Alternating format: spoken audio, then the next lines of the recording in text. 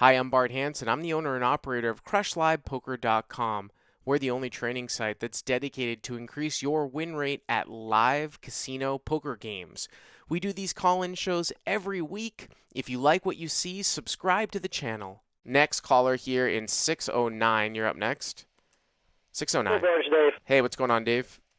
Not a lot here. Dave, Just, I got your chip in the mail. I signed it, and it's going back in the mail to you. Right? terrific. Thank you. All right. Appreciate that. Dave sent me a chip from Borgata for me to sign, and I did that happily, and a nice little chip case too. And keep the Sharpie so you don't stick it in the mail. Okay. I'm not even sure I have a question on this hand that I called in today. It's just, well, you'll kind of say. This is during the tournament week at the Borgata. Okay. So all the tables were running kind of crazy. Yep. This is at 2-5 while I'm waiting for a 5-10 seat. Uh-huh. And there's three players, pretty big fish on the table. Two I would classify as maniacs, which I haven't really played with a maniac for quite some time, and to have two of them on the table at the same time was kind of interesting. Okay. One of them was a X1-2 player and just won the bad beat, so he had a lot of extra money Yep. in his pocket and decided to play up and decided to try to spread that money around as quickly as he can. Okay. That's good for you. Yeah, the other one was a young guy. Okay. Just complete maniac. Whenever it was limped or check 2, 100% of the time he raises pre-flop, catches any piece of the flop. He's in there for the duration. Okay.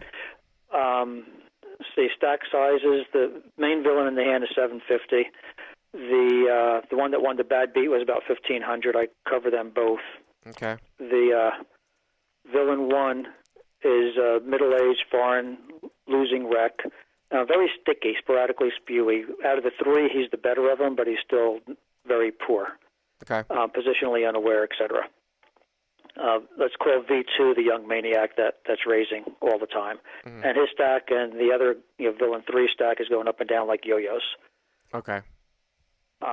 When this hand starts, the villain 2, the young guy, he's, I guess, around 500-ish. Main villain is 750, and I cover, of course. Okay.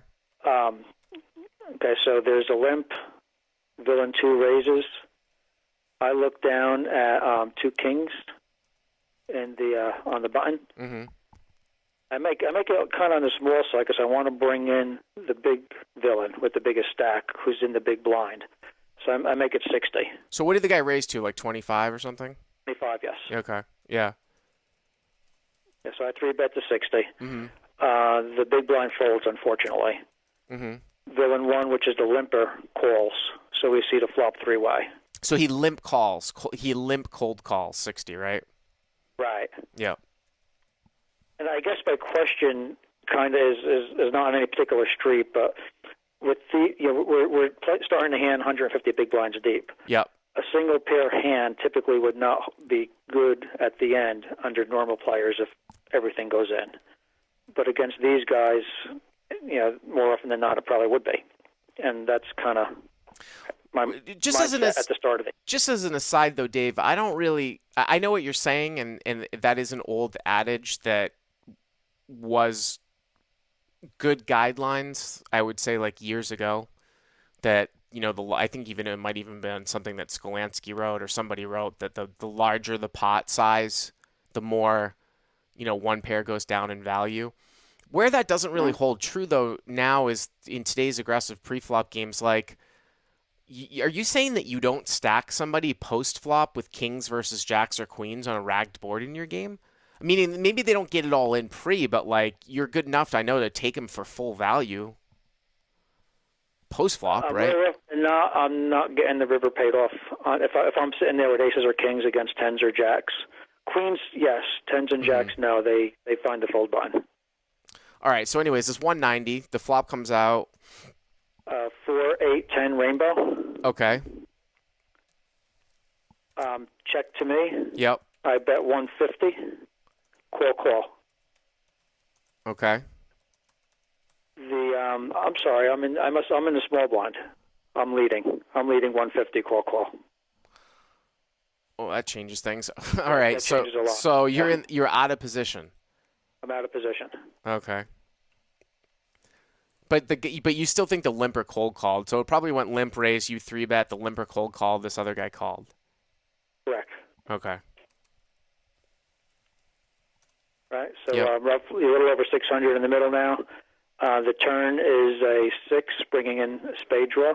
Okay. So 2 gut straights come in, but that's not significant at all. I didn't think, at least. Mm-hmm. I lead 300 now. Yep. The villain 1 calls. Villain 2 sticks in his last 100. So the raise is not, you can't, it doesn't really open the, not that it matters, but Right. Well, his last 100 is less than my raise. right. That's less than my bet. So there's no raise there. So you call and it goes call, right? Right. So at this point now it's 4, 8, 12, 12. So the pot's like 1840, and it seems like you guys have what, 900 left on the side? Is that about right? No, less than that. Because it's 750 effective. Villain 2 has the shortest stack, so there's only a few hundred left behind. Oh, okay. I thought that someone had 1500 in the hand. Yeah, the one I wanted in, but he didn't call. He was the big blind. He was the third villain that never saw the flop. So there's only like 300 or 400 left, right? If that, or 200 Right. left, right? Okay.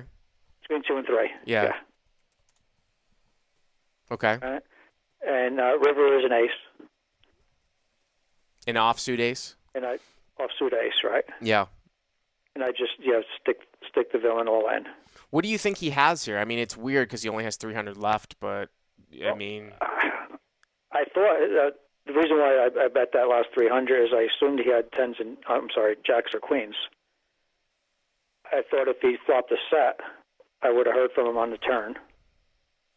Not that I could fold there, but so you're specifically that would have been a tough decision. You're specifically thinking he's got jacks or queens? That was the most sensible part of his range. Yeah. It's kind of a really shitty river. I mean, let's say he had 300 left, so one of the things you could do, Dave, is you could actually just move all in blind on the river too, with that amount of money. And what that does is that it just basically means it makes it look like you don't care what the river is, and you might get called. Whereas you might not get called if the river's an ace and you move all in. If you had moved in blind, you might get called. But I look at this from an interesting perspective because I wonder, with a guy all in on the side, you're actually protected from the main.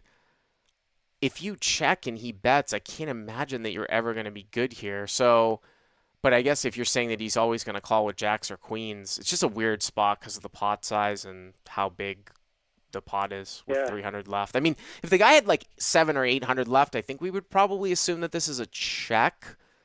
I mean, specifically putting him on queens or jacks is pretty narrow. But what ended up happening? He called very quickly and tabled ace-10. Yeah, see, that's what I was concerned about. And I just wonder if you ever find a check fold on the river. But if he's only got 300, it just kind of sucks. But you got to beat the other guy all in too. You know what I mean? That's, I guess, one of the questions. The other guy never tabled his hand. I think if he had what he said he had, he would have. He said he had a smaller 2-pair, which I'm not sure. I tend to. He's playing. Yeah, I tend to agree with you there too. That he would probably show the bad beat. So that's probably not the case. I just wonder how often. Here's the thing: like you have to balance. How often, even with a deeper stack size, how often are you getting called with a nut? By the way, remember too, this guy, if he's going to hero you, Dave, he also has to beat the other guy too, because the side pot's protected. So then, when the side pot's protected, you get into the situation where the main pot's protected. You get into this situation where people aren't heroing the side pot all that much because they have to beat the other guy, right? Plus, they're not getting any odds on the side. So you wonder when the ace comes, is it more likely that the ace has improved his hand to be the best hand, or is it more likely that he's going to call another bet with queens or jacks, given the fact that there's a guy all in on the main? See what I'm saying? That's really the question. Yeah. So if this was against the other villain that actually had the same stack size as I, and there's another 1,000 left behind. I would probably just check fold at the end. Check fold? Yeah, I would probably check fold at the end. I mean, again, it depends on the player too. Like if it's a very good player, I don't really know how he's in there with ace 10, but if it's just an average player, yeah, sure. Or, whatever it could be, he could have ace 8 or ace 4 suited, whatever the distribution is that turned to flush draw. You know what I mean? He could be Right. slow playing the nuts. But like I said, that main pot is protected by the guy in the side, so it really Takes decreases away all your the bluffs. opponent's bluffing frequency at the end with a hand. Like if you check to them, they're just going to check back all their hand. You know what I'm saying? Like they're not going to try to bluff into a dry side pot. I don't think with the guy all in on the from the main pot. You know what I mean? Okay. All With right, the Dave. sort of stack sizes, though, is that just sticking it in at the end, or is it still a check call there? I mean, with 300, I might consider check folding. Even still, it really depends on exactly how much you had, but I might have just put it in blind too. Um, Oh, so it's pretty close. okay. All right. All right. Thanks for the Okay. call. Appreciate it. All right. Hey guys, if you like what you've seen here, please click on the subscribe button and you'll get notified every time we put up a new video.